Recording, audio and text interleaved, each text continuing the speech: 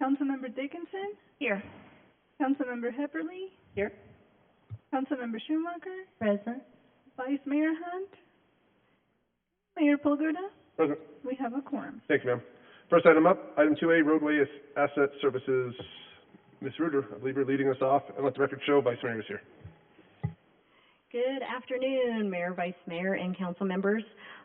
If you recall, back in September, we brought a contract to you for our AS, for Roadway Asset Services, in an effort for Public Works to start beginning to make data-driven decisions for our pavement preservation plan.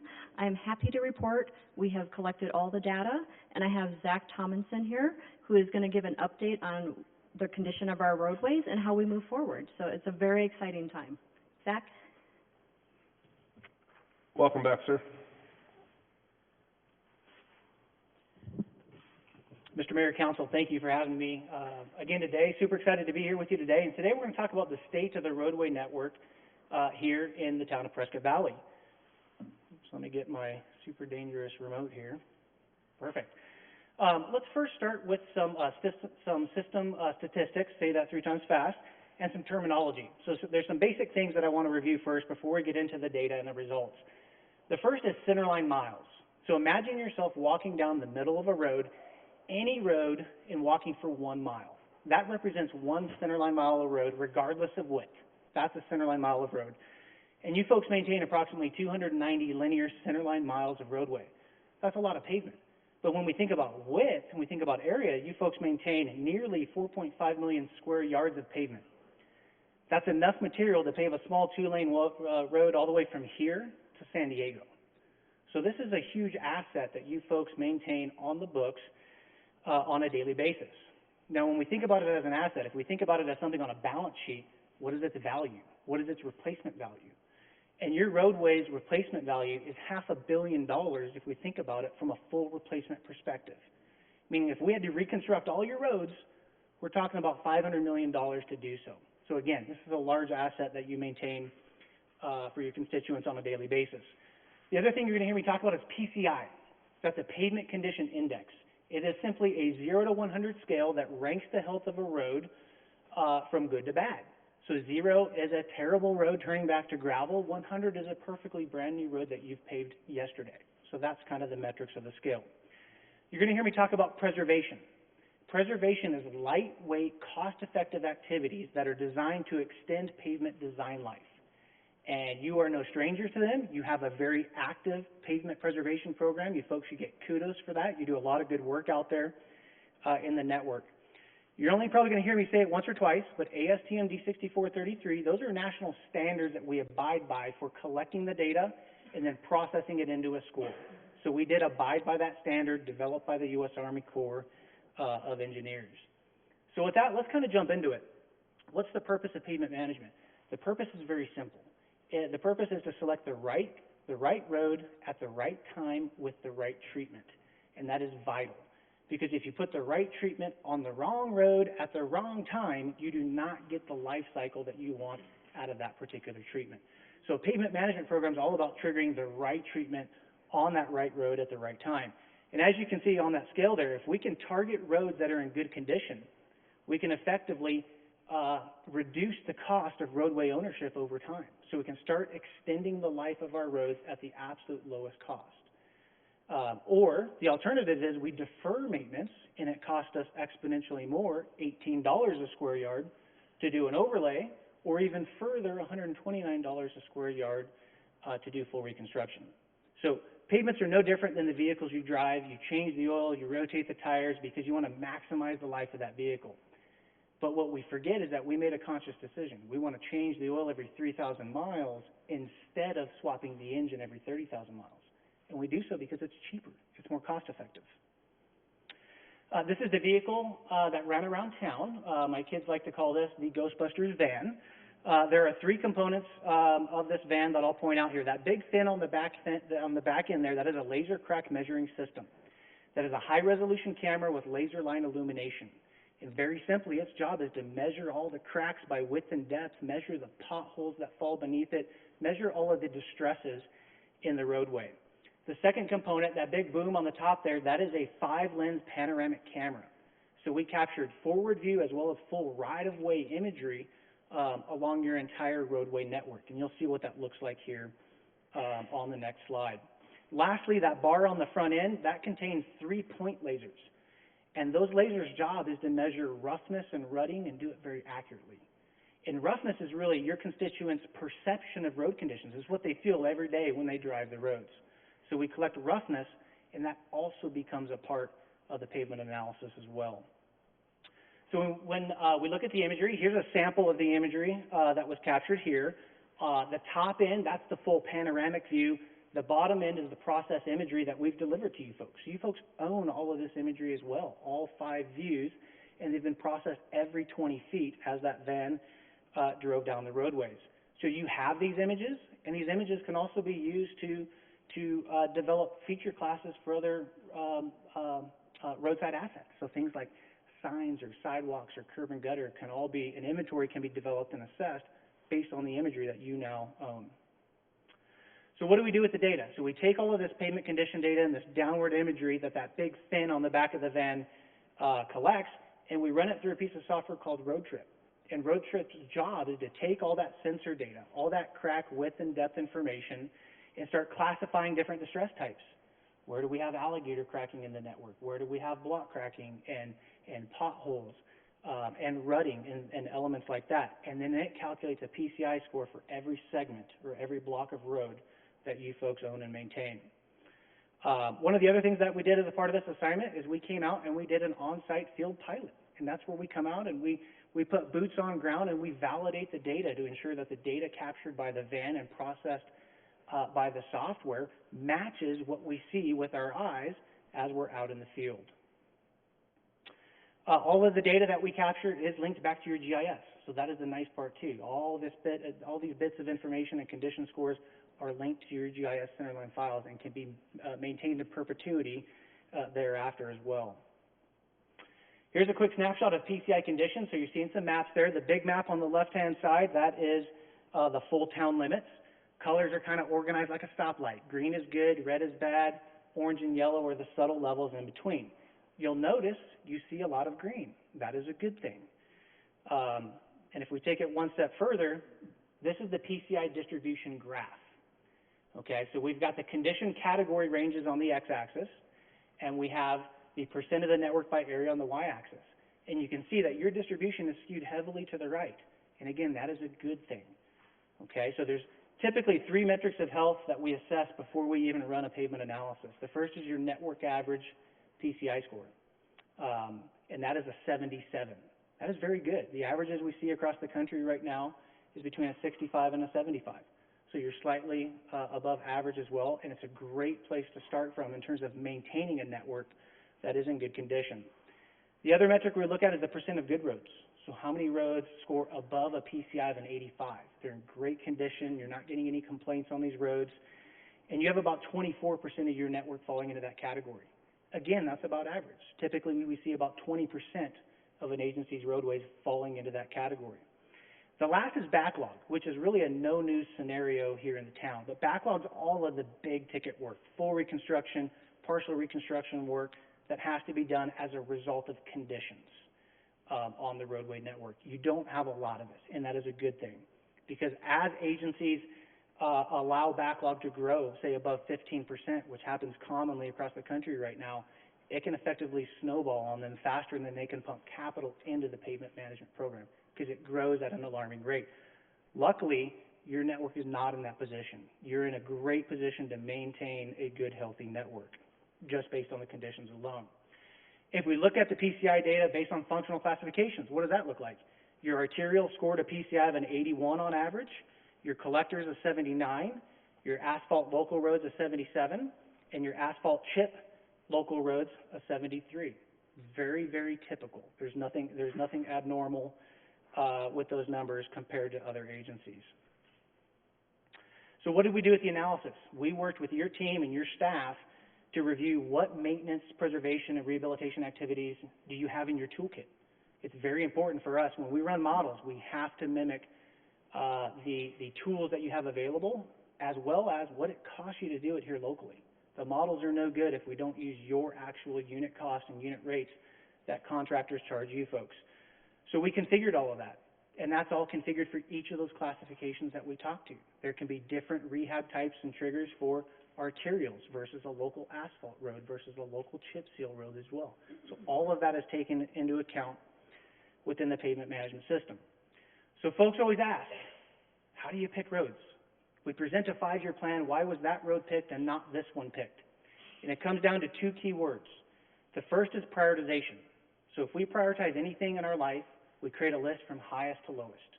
In pavement management and in pavement engineering, we do the same thing. And I'm going to show you what those priorities look like.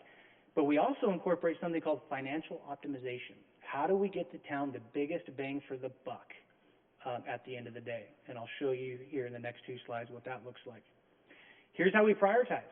So when we develop a 5-year plan and we run a model based on your budget or even future budgets, these are the priorities that are taken into account. Critical roads. That results in financial optimization. How do we capture roads before they fall into the next more expensive rehabilitation category?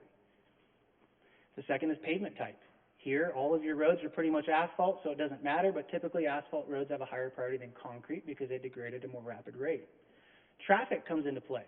Arterials have a higher priority than collectors, and collectors a higher priority than locals. Textbook pavement management, they receive more traffic, more load, they degrade at a more rapid rate as well. We use the data that we collected in the field to trigger roads, and all things being equal, if there's a tie, then we use PCI to trigger roads. So the key takeaway there is that criticality, that financial optimization that I mentioned. Here's how it works in graphic form. This is the distribution of your roadway network lumped into different types of rehab activities that your team does. And you can see dollar figures that are assigned there based on the activity type. So what the analysis does is it goes through and it calculates the cost of deferment. Well, what if we let a microsurface candidate drop into a cape seal and a cape seal drop into a mill and overlay? What is the cost of deferral? Basic arithmetic, basic math. Then it takes the next step and says, we need to grab all the critical roads that fall into each of those categories. And a road is critical because it's within 2 to 3 points of dropping into the next rehab category, which means if deferred this year, it becomes more expensive next year. So the models and the analysis goes through this logic to select those critical roads first, and then it goes through and sequences and selects other roads as a part of it. And you can see the sequence is all based on that cost of deferral. So priority number 1, based on your unit rates here locally, is going to be critical mill and overlay candidates before they become full depth reconstruction candidates. Then it goes to the cape seal candidates, and then it goes to the microsurfacing candidates. So it uses that financial logic, and that's different for every agency. That sequence is not the same. It's based on what you pay for local preservation and rehabilitation activities. So that sequence changes for every agency. So what if you had limited funds? What if someone wrote you folks a blank check to fix all roads in like-new condition? That magic number would take about $70 million to touch all roads with something it needs. Some just need a microsurface, some need a cape, some need full recon. That's just a fix-all blank check number to touch all roads. So let's take a look at the models. These are all the models that we ran within the system. We ran over 10 different models to establish the trends between funding and the condition outcome after 5 years. There's a lot of different models in there. The ones that I want to focus on, you're going to see the dark blue line. Hopefully it comes across blue on your screens there. But that is your current budget. That is your $2.5 million budget. So we know right off the bat it is not enough to maintain your existing network average of a 77. It actually declines in 5 years to a 74. Okay? Now, what's it take to maintain the existing level of service you have? To maintain a network PCI of a 77, that number is on the order of $4.9 million to maintain your existing conditions as they are today. The graph I like the best is this one, because now we've plotted your annual budget on the x-axis and then the outcome of PCI on the y-axis. That blue line represents the trend line. It's the result of all the models that we ran within the system. The 2 colored lines are there to showcase the results of your budget as well as the results of the steady state PCI budget on the graph. The nice part about this, though, is you can answer a lot of what-if questions on the fly. So if you said, well, what if we had $4 million? What if we had $6 million? You can simply find that on the x-axis, draw it up to where it intersects the profile line, and it gives you a good indication of where you could be based on the models today at those funding levels for the condition effort. So a couple of things to note. The $4.9 million need, that is for pavements only. It does not account for other elements like growth or drainage concern or safety elements or adding width to roadways or redesigning roadways based on new design specifications. None of that is included in those models. It's just based on what you have and own today with the tools that you have available in your toolbox today. And with that, I would be happy to answer any and all questions you have. Thank you. I'm pleasantly surprised. Gilbert, were you pleasantly surprised?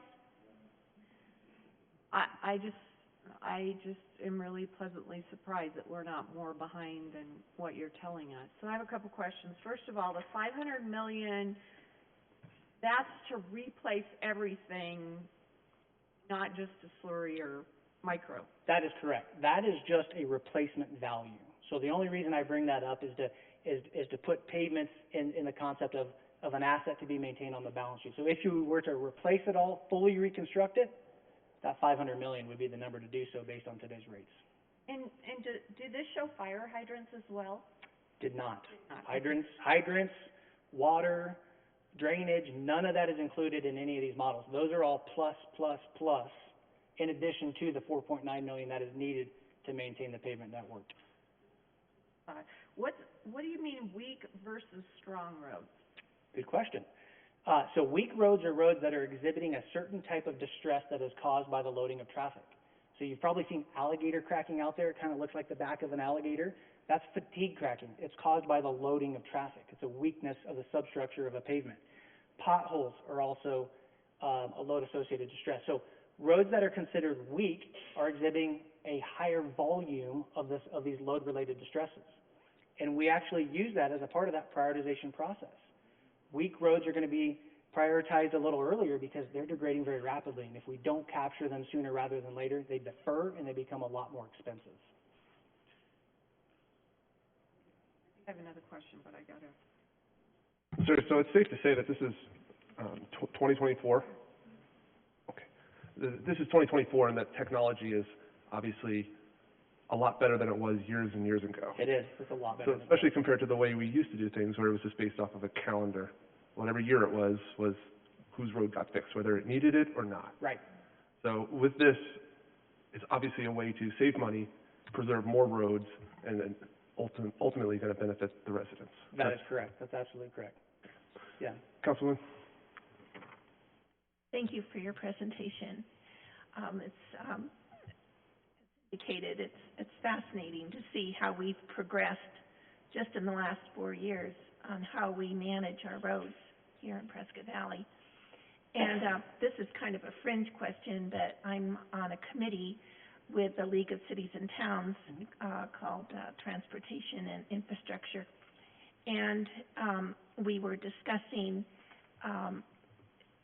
electric vehicles and their impact on our roads and the fact that they're so much heavier than the current gas used vehicles. Will this have an impact on our roads? Well, it seems like it would, but with this technology, would this have any relation to that or not?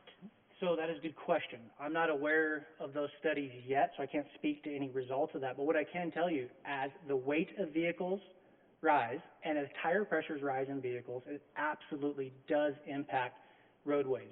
The biggest thing that we see is garbage trucks, especially side loaders. And more importantly, especially side loaders on chip seal roads that have ditches on them, you get a lot of edge stabilization issues because they apply a lot of weight to the road. So if you drive down some of these roads, you may see fatigue and alligator cracking right on the edge within 3 feet. It's a result of a lot of loading right there on the side of those roads that are unconstrained by curb. They don't have curb. They're not constrained by something to keep them nice and tight. Articulating buses that are becoming more common, they absolutely, and tire pressures rise. Yeah, as loading and weights and tire pressures rise, they impact the pavements for sure. So we could in reality, see these figures change, dramatically as, the increase of. Oh, absolutely, yeah, and it relates to growth too. If you have exponential growth and new development comes online, that could impact conditions. If you have industrial areas that come online that bring in loaded and unloaded truck traffic, that could change conditions, over time. Inflation. So our models did account for inflation. 5% annually is what we used as a part of the models to be safe. But there's a lot of unknowns there too. So whatever happens with the market and contractor pricing and material, that can greatly impact the model. So in the real world, models should be updated on an annual basis to account for work that you've done and also new bid tabulations that you've received so that all the unit rates are updated, accordingly. Thank you, that was going to be my next question. Okay, thank you so much. Vice Mayor?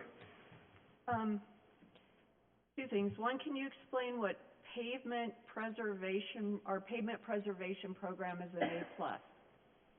Yes, yeah. So, pavement preservation programs, pavement preservation is lightweight activities that agencies use to extend pavement design life at the lowest cost. For you folks, preservation is called microsurfacing, it's called slurry seals, it's called cape seals. Those are very cost-effective preservation activities that are a lot cheaper than doing an overlay or a mill and overlay or a full recon.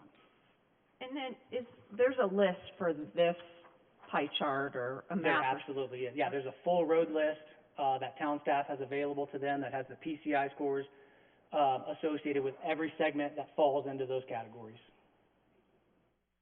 Councilwoman? And then one other thing, that we can keep updated on all the manhole covers with this technology as well too, to see if they need to be raised or lowered or anything like that. Is that correct? Yeah, you could. So you can do a full manhole and valve inventory. So using that right-of-way imagery, we commonly inventory manholes and valves, striping and markings, curb and gutter I mentioned earlier, sidewalks, hydrants can be inventoried.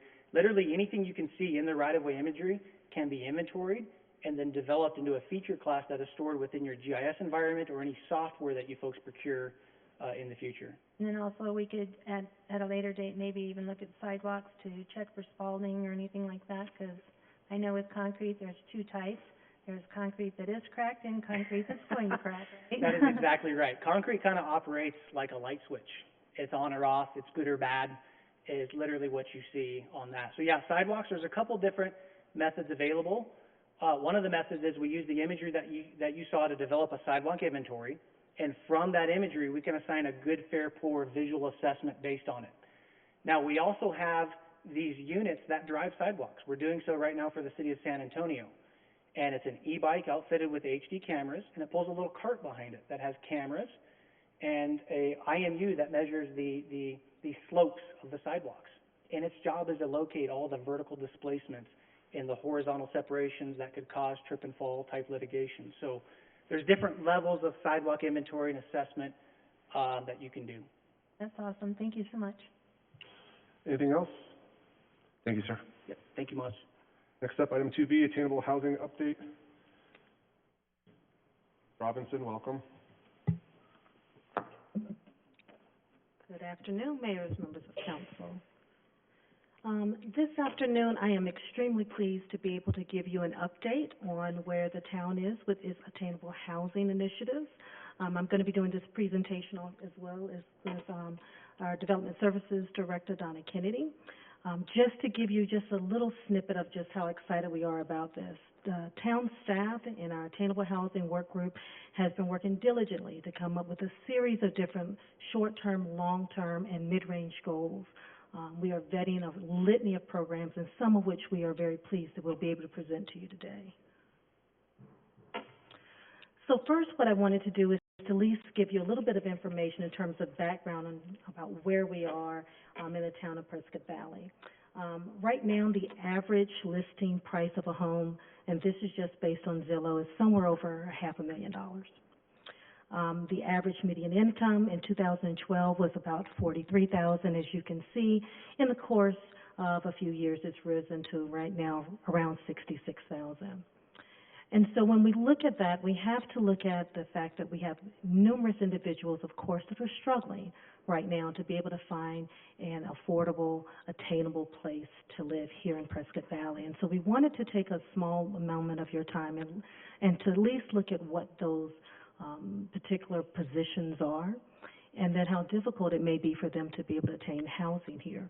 So if you look at someone like a server, a waitress that may be serving you, they make about $16 an hour.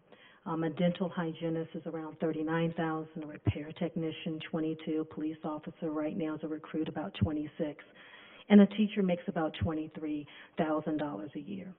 So most of these positions are going to make less than $50,000 a year. And so when we look at attainable housing, one of the things we want to look at is 30% of whatever that income may happen to be. So if you make about $50,000 a year, about 30% of that income is somewhere around about $1,250. That is based on your gross income. So there's very few housing that we have necessarily that is going to put them at about that $1,250 mark, especially when you start to add in utilities and other things. And that is why it's extremely important for us to come up with a variety of different initiatives that can start to make it a little bit easier for people to be able to afford to stay here in Prescott Valley. We want to make sure, for instance, that the person that is drawing your blood, the person that is taking your kids to school, the person that may be cleaning your teeth, and all those medical and educational type of components and jobs, that they have an affordable place to stay. So one of the things that we've been looking at is the Housing Task Force report that was done about a year ago. And there were some initiatives that came out of that report that we're pleased to say have already been accomplished. One is the creation of the Neighborhood Services Department, and I'm extremely pleased to be the first director of that department. And there's a lot of work, of course, that's been on the table, but I think we've got off to a pretty good start in the first 8 months. The other part, of course, is the Attainable Housing Work Group, and that work group consists on a variety of different folks throughout the entire town, not just neighborhood service, but it also includes development services, it includes public works, it also includes our utilities department, police department. So we have really tried to get as many town staff around the thought process on how these different initiatives may impact various departments, as well as how it's going to impact the residents that we serve. And in addition to that, of course, last year we also include the attainable housing goal as one of the things in our Vision 2024 strategic plan. So when we look at the Vision 2024 strategic plan, attainable housing is listed under the quality of life goal. And there are 4 things after working with our attainable housing work group. There are 4 main goals that we thought were important for us to try to tackle as we've tried to figure out various initiatives that could help us reach these particular goals. The first being to preserve our existing housing stock. So one of the things we want to ensure is that we don't lose the current housing that we have. And the way in which we do that, of course, is by looking at property maintenance concerns. How can we make sure that people can age in place, and how can we make sure that they have a safe home? And so there are a variety of different initiatives that we are working on under that particular goal, and I'll explain those a little bit later on. The second, of course, is increase new attainable housing options, and so there are a variety of programs that we're working on in that area as well. The third is to promote community development activities, and the fourth is responsive and transparent government. So we want to make sure, regardless of what initiative council approves, that those things are easily available to the public, that they have an opportunity to comment on them, but they also have the ability to be able to pull that information up as easily as they possibly can. So we've been working very closely with our community, with our communications division, so that we can make sure that the information that's available online makes sense, is easy for them to understand, and they can take advantage of any initiatives that the town comes up with. So the next slide you have before you is just a quick list of some of the things that we've been able to accomplish within the past year or so. And so those things are listed based on several categories. One, things that we are very pleased to say that we've completed, things that we are currently working on, things that we're researching and vetting, as well as an evaluation and an assessment process. And so there are a couple of things I want to talk about in terms of that completed category.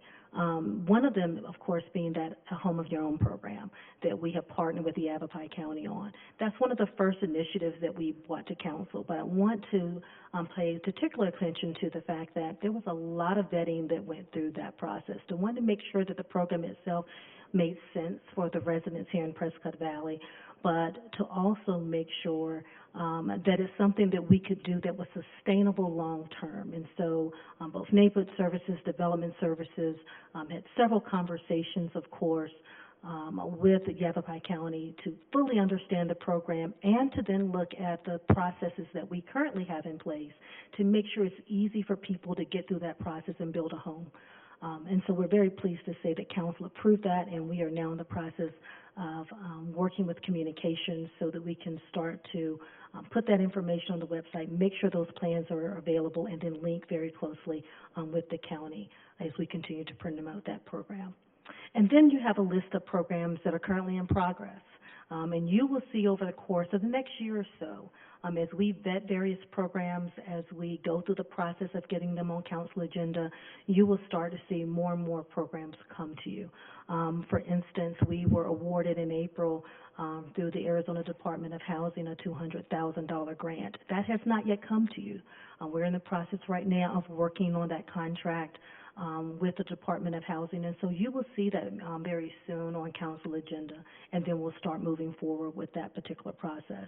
But there are a litany of other things, of course, that not only are happening within neighborhood services, but they're also happening within other departments throughout Prescott Valley.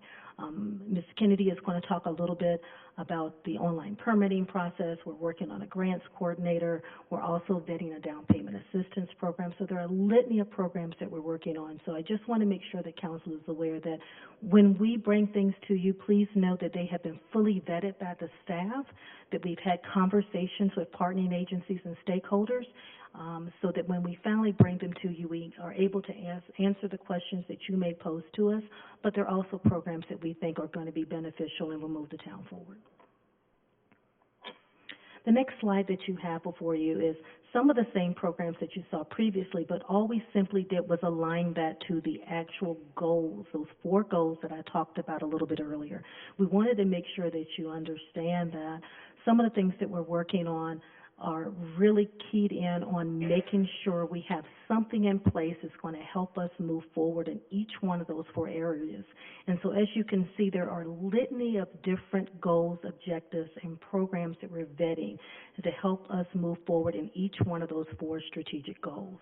And so throughout, a little bit later, Ms. Kennedy is going to talk a little bit very specifically on some of the things we're working on and you may not have yet seen, and then I'll give you some additional information as well. So with that in mind, I'm going to ask Ms. Kennedy to come up and talk a little bit more in detail about some of the things that Development Services is working on. Welcome, ma'am. Hello, Mayor, Vice Mayor, Council members, Donna Kennedy, Development Services Director.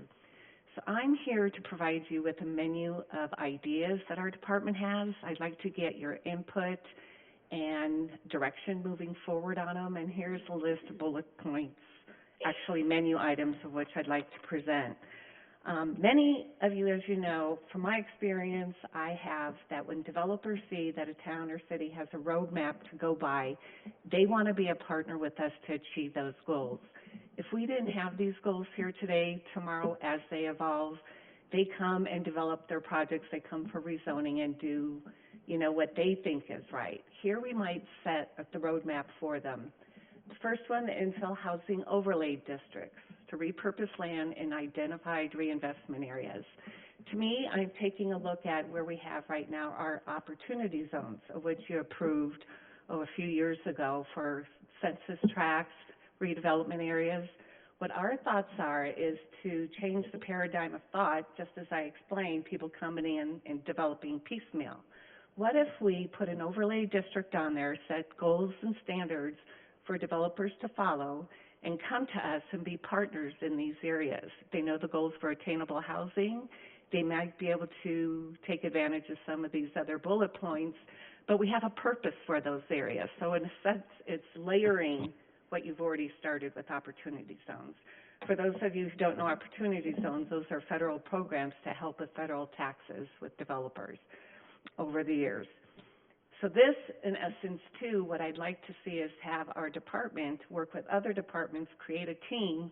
When developers come in, they may want to create neighborhoods of different housing types, such as townhomes, cottages, duplexes, triplexes. Start creating neighborhoods of these so that they have a character. So we'll identify those design guidelines for them. We'll have a team in place. We'll expedite the review and hopefully get to permits quicker to get to the attainable housing goals. The next one is Attainable Housing Development Initiative. For us, this means we might be able to get a community benefit agreement. That means we are going to send the developers out to these neighborhoods, work with the community to see what the interests are. My experience has been with a project known as Cul-de-sac in Tempe. Obviously, it's a different neighborhood, a different environment, but the outcome would be the same. We worked with the area residents. It was lower income. They needed housing. Many of them didn't have cars, but we were in close proximity to the light rail. So we developed the program, the process of which we could go through, but it was a lot of community input where we got the community to support the project in the long run. How many times do you see an apartment or multifamily complex with no parking?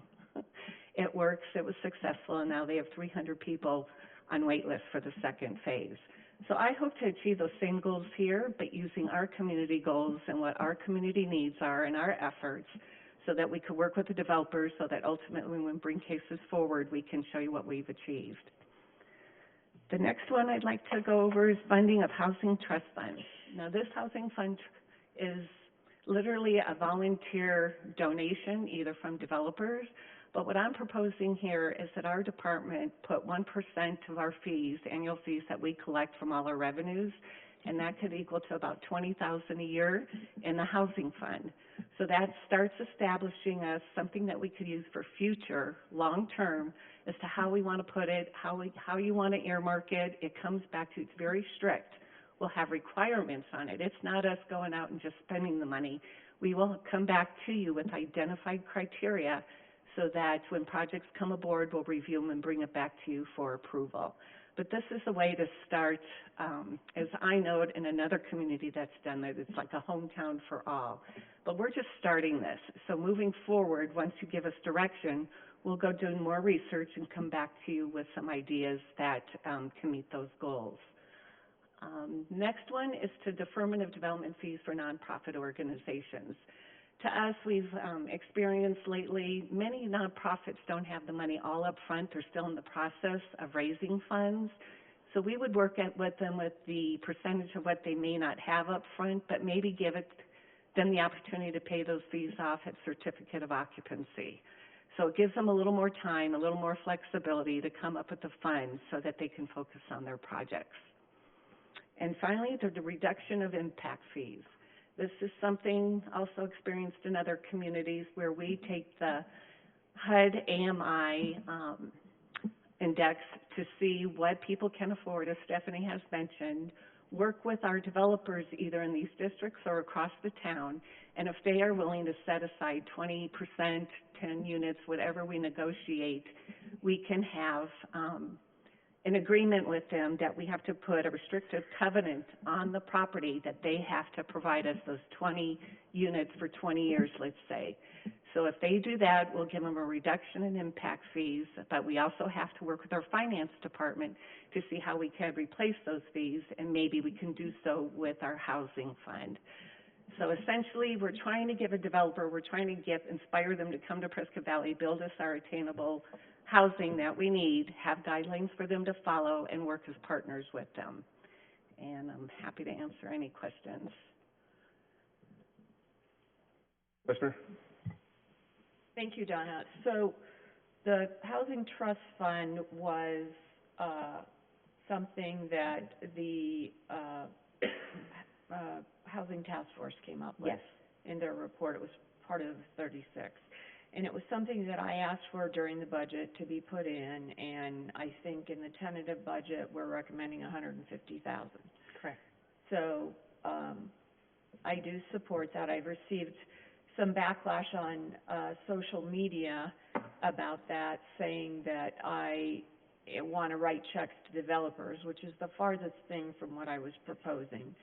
And so this would be a trust fund similar to the one that's at the state, that the State Department of Housing has, where if bona fide, probably nonprofit developers came in and they needed a little bit of extra help, be it on infrastructure, traffic light requirements,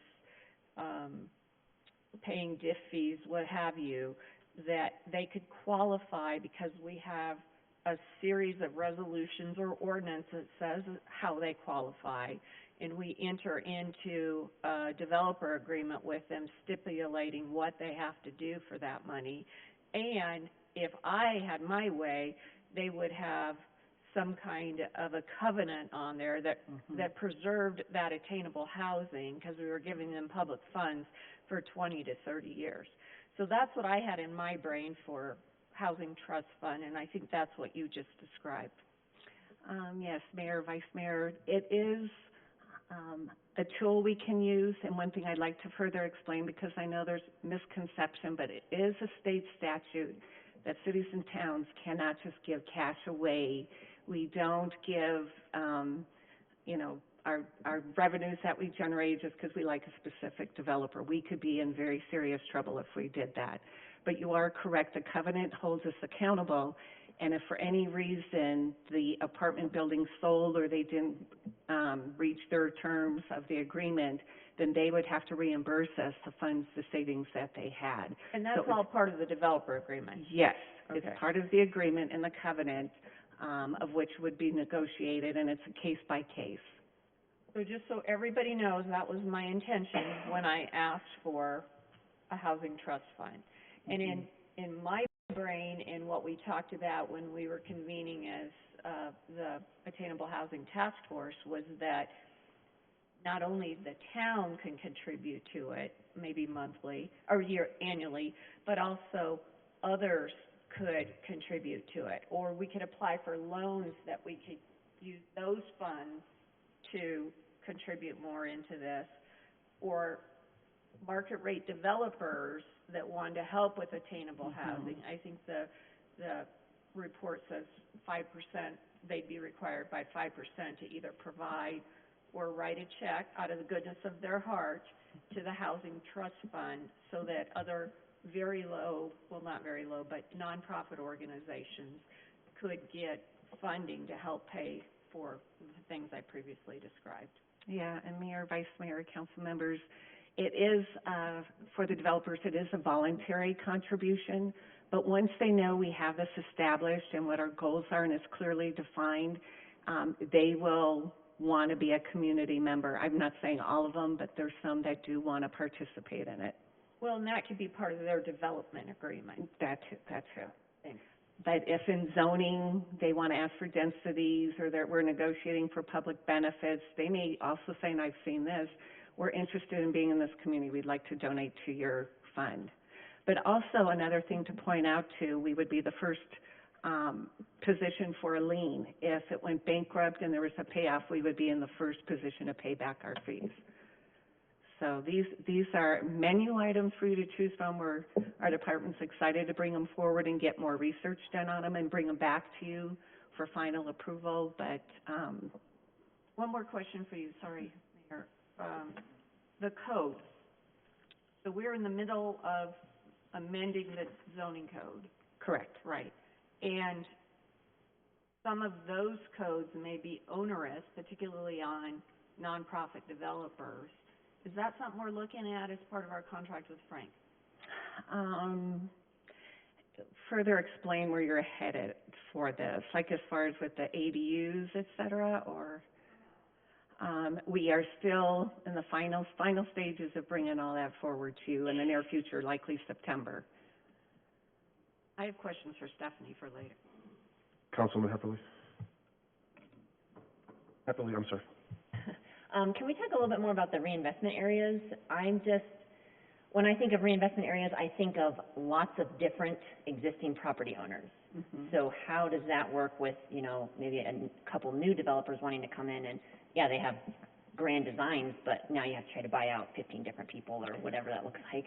It's something that takes over time. What I've noticed, there's generational investments, and in some areas, one person may sell their industrial. There's a lot of mix of land uses in the town, and it wouldn't be something automatic that happens overnight. It would either be a land assemblage or large parcels.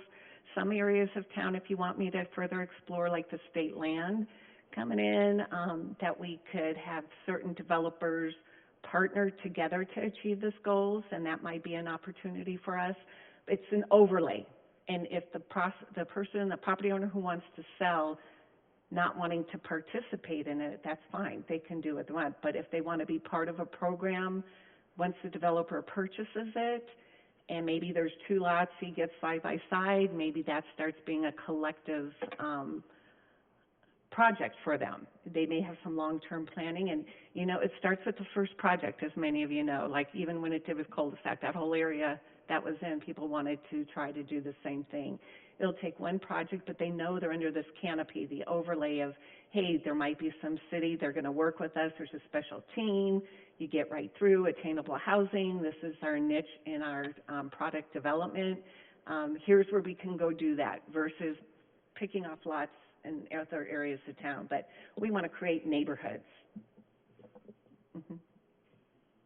Is there a way to get what we have left for infill, like the number of lots, the buildable lots in the core area of Prescott Valley? Is that Yes, attainable? Mayor. I don't know if you already have that information or not, but We're working on it. We have our new principal planner working on an assessment chart of all the type of lots that are still available, where they're at, whether if they're combined lots, and so we can come back when we have this further assessment with what that looks like in a map of visuals, so you can see where you can apply this. that would be great. And you nailed it on the head with the layering. There's no magic bullet that's going to solve this problem. It's going to take a series of multi-pronged approaches through a layering system to help offer different incentives to get attainable housing for sure. So Yeah, you're spot on with that. Council, anything from Ms. Kennedy? Councilwoman? Hi, Donna. Hello. This sounds along the same order as what the legislature has been working on, House Bill 2297, where it's a much larger picture with a much larger population of 150,000 people or more, but this is reference to commercial buildings and adaptive reuse of property. It represents a collaborative effort between the Arizona Multi-Housing Association and the League of Arizona Cities and Towns to streamline development processes that adaptively reuse or redevelop underutilized commercial buildings into housing. Is this something that stirred this particular item? Yes, thank you for the question, Mayor and Councilmember Dickinson. It has. And in fact, we know that there was, in some of the legislative statements, that is 75,000 or more, but we want to be proactive and start following it. We know where this is leading, we know where it's going to, and in some sections of those bills, it does says municipalities.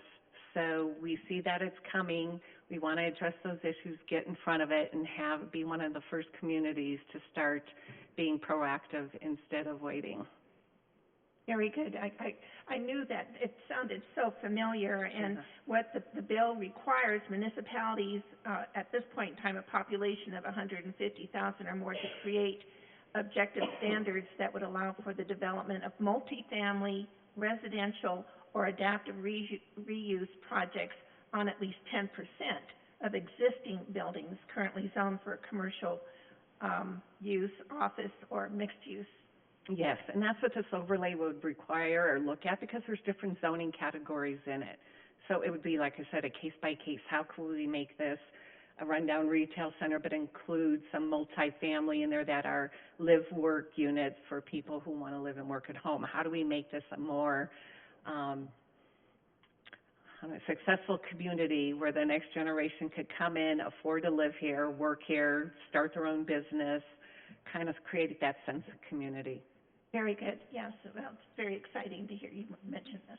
Thank you. Well, that's a good question. Councilwoman? So, just to get this right, the, Housing Trust Fund, is it just geared towards nonprofits? No. It, Okay.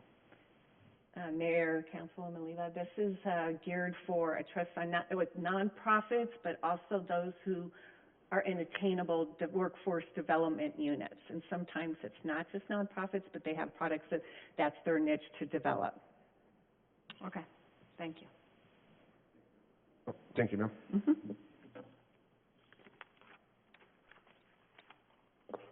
Come back. Thank you, Donna. So we have a few other things that we wanted to discuss again. Some of those initiatives are some things that Neighborhood Services is currently reviewing. The first is a down payment assistance program. Council has some funding in the budget for next year, and so we will be coming to you probably in the next few months regarding that particular program, some things that we think we've worked out. We've looked at some best practices nationwide, as well as some of the down payment assistance programs that are currently here within Arizona. So I think we have some really good ideas on how we can go about initiating that program, and so please look forward to seeing that soon. There were a lot of questions regarding the Housing Trust Fund, and I'm so excited to hear everybody here excited about what that opportunity will bring to us. And so staff is currently looking at some opportunities for the Housing Trust Fund, how we can make sure we can grow that trust fund. There are a litany of different ways in which that can assist us in collaborating and working with various developers, as well as internally just trying to figure out how we can make some of the housing costs a little bit lower. So we will be coming to you and working on that over the course of the next year, vetting that process, and then bringing that back to you for consideration. As well as a rehabilitation program. And so one of the things that we're hoping we can do in the very near future is become an entitlement community.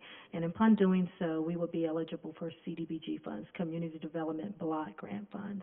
And so that would then afford us an opportunity to address some of the existing housing that we have now. I can't tell you how many phone calls I receive from individuals that are trying desperately to hold on to their homes, to deal with things like windows that may be broken or weatherization issues, roofs that are leaking. And some of those, or most of those, believe it or not, are seniors that have no place else to go and can't afford to move. And so I'm hoping that we can bring that CDBG program on board, as well as have a very robust rehabilitation program. The other thing that we're working currently on is a volunteer assistance program. We may not have those CDBG funds just yet, but we do have a litany of residents and individuals that are willing to help others be able to fix a variety of things at their home. We've also been able to work with some individuals that are willing to even donate the materials to do that. And so we are really trying to fully vet that program so that if there is an individual that has some minor things that are going on, especially if they have been cited for code compliance violations, then we can go ahead and connect them with a volunteer that's willing to assist. And so we will be putting some final touches on that program and bringing that to you in the first part of the fall. The housing stock assessment, I heard some comments regarding what does our housing stock look like and what kind of areas do we have that infill could even be available. That is one of the things we're going to be looking at with that Arizona Department of Housing grant. We will be doing a very comprehensive study regarding our current housing stock, what that looks like, and some of the opportunities that may be available to us. And so hopefully we will be able to get started on that sometime in the fall as well. In terms of property maintenance, the very first goal that you heard me speak of, I think one of the things that's near and dear to my heart, because I kind of started my career in law enforcement and code enforcement, is just that, and making sure that we preserve that current housing stock that we have. We may not be able to build new homes to the quickness that we would sometimes want to, but the one thing that we should be doing is trying our best to preserve what we currently have. That also preserves the housing value that we have as a town.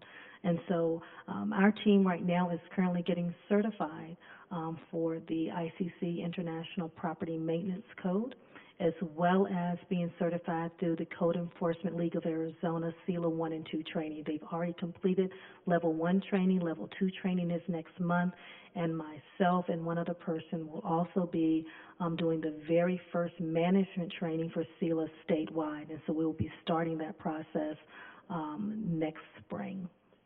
And then the last thing was grant opportunities. So we're in the process right now of vetting additional grant opportunities. We're looking at some additional software that will assist not only the Neighborhood Services Department, but every department within the town with some software that we're looking at. And hopefully we can find additional resources to be able to start to take a jab at some of the things that you've seen presented to you this afternoon. And so I think that's one of the things and one of the opportunities that we want to overturn that stone as quickly as possible, but we also want to look at our current capacity to be able to not only get the grant, but also to be able to manage the grant and sustain that funding long term. So these are just some of the things that we're currently working on, and we are available for any questions that you may have. Vice Mayor? So, thank you. Good job. Makes me very happy. So we approved the, strategic plan, update where it said, 5% increase in attainable housing.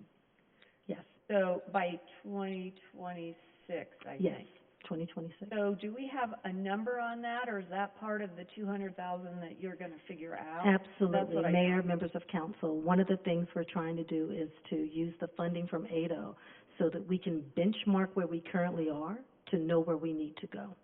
Right, and so on down payment assistance, we go through somebody for that, right? We don't manage it in-house, or would we? Mayor, members of council, we would be looking at trying to find someone else to oversee the program, and we would, of course, fund it. Right, thank you. Yes. Councilwoman Dickinson? Stephanie, could you go back to the last slide, the listing, all the, thank you. So, a couple of things here. The property management or maintenance, this is not to intimidate or to be discouraging to any homeowner whatsoever. This is a soft landing. This is a encouraging thing that we are offering to our citizens. This is not to make them feel like and I'm backing up just a smidge. I've received some input as far as some previous things that we have discussed here at council, and a few of our residents have said, I can't afford my rent. How can I afford to put a new rose bush in my front yard? How can I afford to, put a brand new door? Or, there's so many problems that we're facing with this economy as it is. And so this is not to put a spotlight on anybody. This is not to have a code enforcement knocking on their door like an HOA and saying, you need to pull that weed over in that corner right now or you're going to be fined. There's nothing of that nature, and I would like to clarify that. Mayor, members of council, thank you so much for the question. I can tell you that I have numerous years of code compliance experience, and one of the things that we certainly do not want to do is become in an adversarial role with the very people that we're here to serve, which is also why we have that volunteer assistance program. So there is a balance that should always be made between the enforcement, right, the carrot and the stick, and those things that we can do to help people. And so one of the things we try to do is to make sure that there's a balance there. For instance, some of the changes that we're talking about doing with our neighborhood cleanup day is to maybe even look at a voucher program, so that if an individual gets a notice from code saying that you have a litany of debris that's in your yard that shouldn't be there, and that's a health and safety violation. You're talking about vermin and things like that that tend to like to want to hang out in the pile of trash that may be in the backyard. But if we can give them that voucher and say, at your own convenience, would you please remove all of those things that are what we would consider outside storage and take it to the landfill, and give them maybe 2 times a year that they can do that for a set amount. That means we're working more in partnership and not in an adversarial role. One of the things that's really good about the CELA 1 and 2 training is it goes over the process of how to really encourage and assist people in doing the maintenance that's necessary so that you never even have to get a knock on the door from code enforcement. Some people don't really know what it takes to maintain a property. And so one of the things that we're hoping to do is to be able to have some different conversations and educate everyone regarding what those things could be so that you don't end up having to pay for the new roof. So if I can tell you, hey, you know, your roof may be leaking, that's why you happen to be seeing a few things, and now let's figure out how we can get the one little drip taken care of so that you don't have to end up replacing the entire roof. So that's one of the key things that I think code enforcement officers do throughout the entire nation is they work very closely with folks to be able to figure out how can we do this better? How can we help you? I'm not here to hurt, but I'm certainly here to help you figure it out. And if we can get enough of those resources and then start to layer and combine things such as a CDBG program or a rehabilitation program, then we have the additional resources to help people figure out how they can continue to maintain their property. Thank you. And the other thing is the volunteer assistance program. This is reaching out to not only contractors, but individuals who are handy with a hammer and a screwdriver and a drill, and the Martha Stewart types also, those women that are really good at fixing faucets and Absolutely. that nature as well. Anyone that's willing to assist, we want to make sure that we have that opportunity. Right now, we already have some things in place, like we have a neighbor toolkit. So if anyone wants to borrow a lawnmower or any type of small tool, they can currently do that. The one thing code enforcement does not do, and I think this is a kind of a miscommunication, is we do not in any way, shape, or form deal with what is pretty or ugly. The things that we deal with are health and safety violations. So whether or not, if your car is rusted and it may not look the best in the world, it's not a code violation. The only thing that we are concerned about is, does your car operate?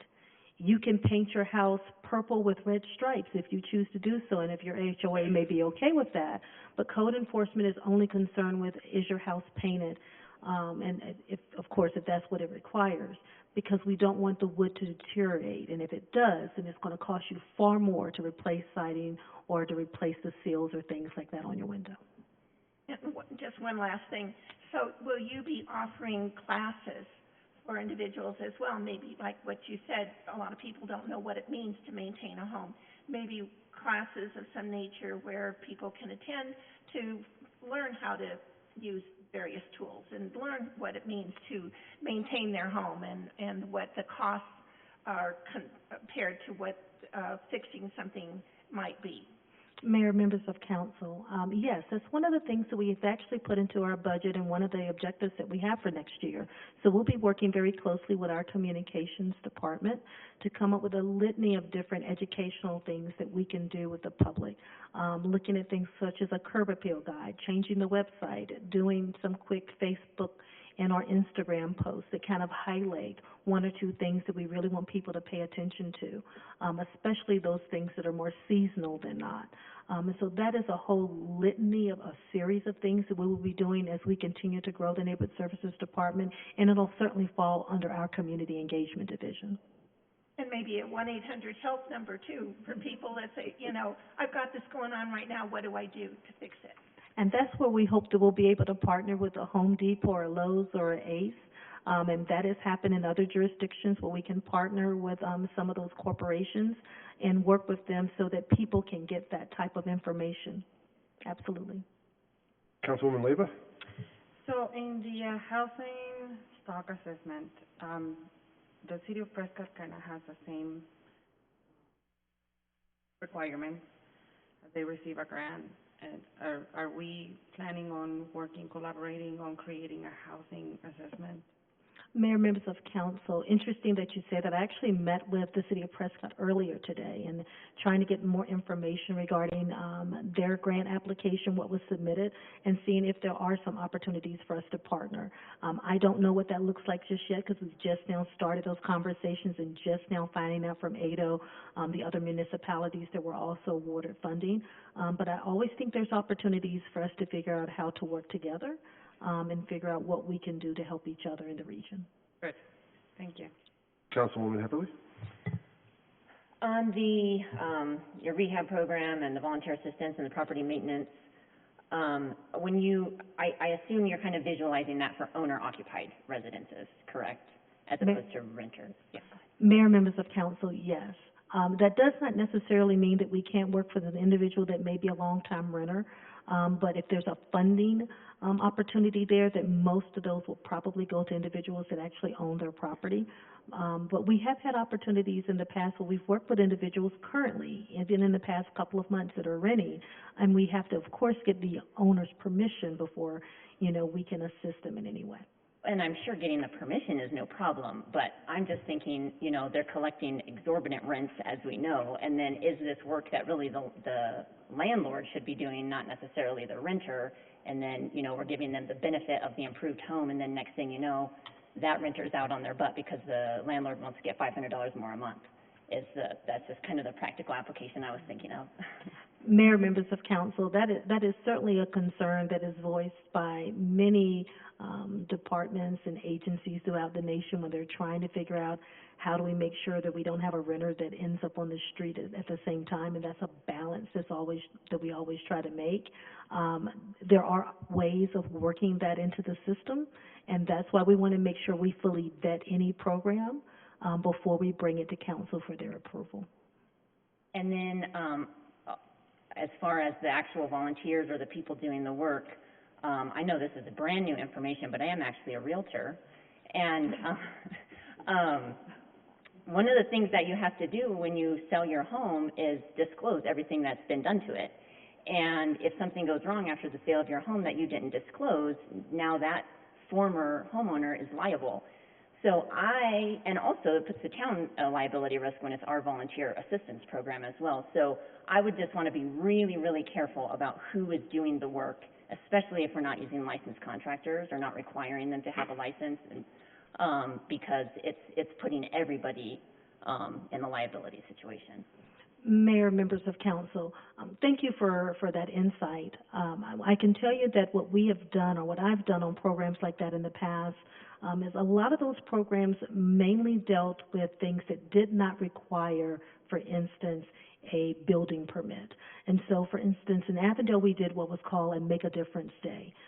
We only selected 4 or 5 homes. A lot of them were seniors that could not paint their homes, and they had numerous code violations. And so we worked actually with the Mormon Church at that time.